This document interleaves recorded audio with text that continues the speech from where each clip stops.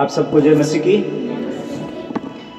आज के सुंदर समय के लिए परमेश्वर का धन्यवाद देते हैं। अभी समय है कि हम लोग परमेश्वर के वचन को सुने। और कितने लोग हैं जो चाहते हैं आज यीशु मसीह को अपने जीवन में बसाना चाहते हैं, जैसे हमने गीत में गाया। कितने लोग हैं जो चाहते हैं यीशु मसीह मेरे हृदय में बस जाए, मेरे जीवन में बस जाए। परमेश्वर के नाम की महिमा और स्तुति हो। आज जो विषय पर हम लोग बातचीत करेंगे और वो है यीशु मसीह का स्वागत करना, यीशु मसीह का वेलकम करना। जब विवाह होती है, शादी होती है, तो वहां पर बैनर टांगा जाता है बाहर में और लिखा रहता है स्वागतम। उसी तरीके से कई सभाएं होती है, उस समय भी जब बैनर बनाया जाता है तो उसमें लिख दिया जाता है आप सबका हार्दिक स्वागत है या स्वागतम। इसका क्या मतलब है?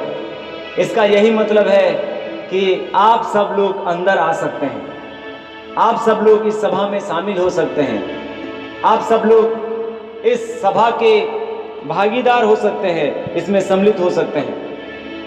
आज आपको और मुझको भी यीशु मसीह का स्वागत करने की जरूरत है।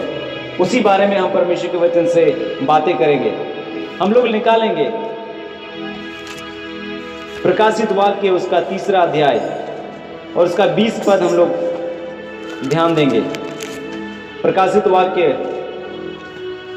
उसका 3 अध्याय और 20वां पद। यहां पर लिखा हुआ है, देख मैं द्वार पर खड़ा हुआ खटखटाता हूं, यदि कोई मेरा शब्द सुनकर द्वार खोलेगा तो मैं उसके पास भीतर आकर उसके साथ भोजन करूंगा और वह मेरे साथ। आइए हम प्रार्थना करें। परमेश्वर पिता, हम धन्यवाद देना चाहते हैं आज के सुंदर अवसर के लिए जो आपने हमें दिया है। आपका वचन कहता है, जहां भी मेरे नाम से 2 या 3 लोग जमा होंगे, मैं उनके साथ रहूंगा, मैं उनके बीच में रहूंगा।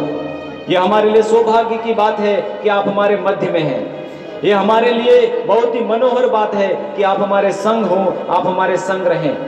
आज के वचन से हम सबों से बोलिए और बातचीत कीजिए, हमारे जीवन को फिर एक बार नया बनाइए और हमें आपके वचन पर चलने की ताकत दीजिए। जो भी हम आज सीखें वो हमारे जीवन में बदलाव लाने पाए, हमारे जीवन में, हमारे परिवार में, हमारे गांव में, हमारे समाज में आशीष को लेकर आने पाए, एक बदलाव को लेकर आने पाए। धन्यवाद के साथ यीशु मसीह के नाम से मांगते हैं, हालेलुया। परमेश्वर के नाम की स्तुति और महिमा हो। यहाँ परमेश्वर का वचन जो हमने यहाँ पर पढ़ा है कहता है, देख मैं द्वार पर खड़ा हुआ खटखटाता हूं। कोई है जो द्वार पर खड़ा है और खटखटा रहा है। इसका मतलब वो जो द्वार पर खड़ा हुआ है वो इजाजत चाह रहा है, वो इजाजत मांग रहा है, वो अनुमति मांग रहा है, वो चाह रहा है कि द्वार खुले। और क्यों? ताकि वो दरवाजे से प्रवेश करे। और आगे कहता है, यदि कोई मेरा शब्द सुनकर द्वार खोलेगा तो मैं उसके पास भीतर आकर उसके साथ भोजन करूंगा और वह मेरे साथ। यहां पर कहता है कि यदि द्वार खोला जाए तो मैं अंदर आऊंगा, और यदि द्वार ना खोला जाए तो मैं अंदर तोड़ फोड़ कर अंदर मैं आना नहीं चाहता हूं। मैं पीछे वाला गेट से घुसना नहीं चाहता हूं। मैं गेट को तोड़ करके अंदर प्रवेश करना नहीं चाहता हूं, परंतु ये चाहता हूं कि जो अंदर में व्यक्ति हैं वो अपने द्वार को क्या करें? खोलें, और मैं भीतर प्रवेश करूंगा और मैं उनके साथ संगति करूंगा, उनके साथ सहभागिता रखूंगा। ये परमेश्वर का वचन है और प्रभु परमेश्वर का चरित्र भी ऐसा ही है। वो किसी के जीवन में हस्तक्षेप तब तक नहीं करेगा जब तक आप नहीं चाहेंगे। यदि आप चाहते हैं परमेश्वर आपके जीवन में, आपके परिवार में, आपके दिल में हस्तक्षेप करे, अर्थात स्थान बनाए या प्रवेश करे, तो आपको अपने दिल का दरवाजा को खोलना होगा। यहां जो दरवाजे की बात हो रही है ये आपको और मुझे आसानी से समझ में आने के लिए कह रही है। जब हम किसी के दरवाजे को बंद देखते हैं तो खटखटाते हैं, और जब खोला जाता है तो हम अंदर जा सकते हैं। उसी रीति से एक व्यक्ति के जीवन में, उनके दिल में एक दरवाजा है। वो एक आत्मिक दरवाजा है जो हमारी शारीरिक आंखों से हम नहीं देख सकते हैं।